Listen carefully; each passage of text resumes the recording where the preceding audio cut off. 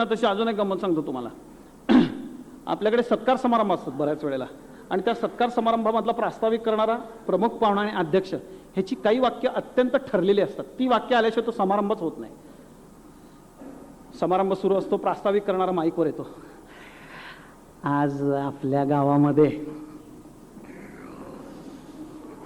आपण ज्या कवयित्रींचा सत्कार करणार आहोत त्या कवयित्री आलेल्या आहेत. आजच्या समारंभाचे प्रमुख पाहुणे आलेले आहेत, अध्यक्ष ते पण आलेले आहेत. तर हा मराठी कवितेचा सत्कार समारंभ आहे. ज्ञानेश्वरांनी जो मराठी कवितेचा वृक्ष लावला